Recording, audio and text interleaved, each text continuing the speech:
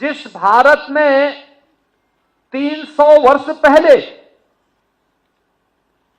आधी से कम आबादी खेती पर निर्भर करती थी, आधी से अधिक आबादी उद्योग धंधों में लिप्त थी, बड़े उद्योग नहीं, यहां पे कल कारखाने थे, लघु सीमांत और लघु और कुटीर उद्योगों का एक जाल फैला हुआ था।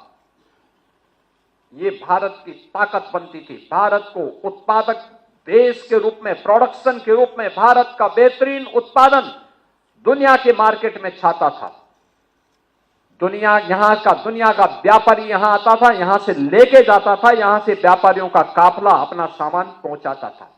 क्या नहीं था भारत के पास? सब कुछ तो था।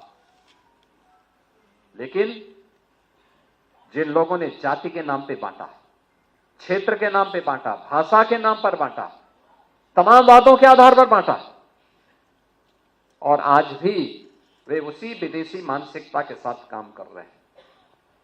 समाज को विभाजित कर रहे हैं, विभाजन कर रहे हैं, बांट रहे हैं, काट रहे हैं। वे लोग इस स्वदेशी अभियान में भी तमाम प्रकार की उंगलियां उठाएंगे।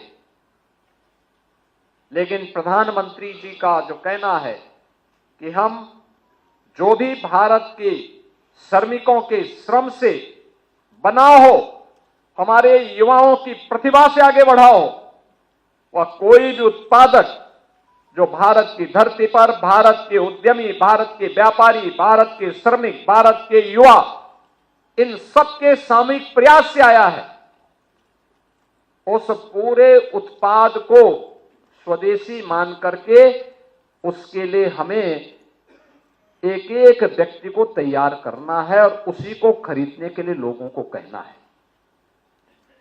क्योंकि भारत के अंदर बना हुआ कोई भी उत्पाद जब हमारा नागरिक खरीदेगा, क्योंकि ये तो तय है कि आज के दिन पे दुनिया के अंदर भारत सबसे बड़ा उपभोक्ता बाजार भी है। 140-145 करोड़ की आबादी, कौन नकार सकता है? उसकी आवश्यकताओं की पूर्ति करने के लिए, उसकी आवश्यकताओं के लिए जो भी प्रोडक्शन आना है, उस प्रोडक्शन को उसे प्राप्त हो सके, हर व्यक्ति लालायित होगा इस बाजार के लिए। क्योंकि प्रोडक्शन तो डिमांड एंड मार्केट की सप्लाई पे निर्भर करता है, और लोगों को प्राप्त हो, कोई इसको नजरअंदाज नहीं कर सकता। और इसलिए इतने बड़े मार्केट को उसके बारे में अवगत कराना एक राष्ट्रीय कार्य है। क्योंकि भारत का पैसा भारत के अंदर लगेगा तो भारत की समृद्धि का कारण बनेगा।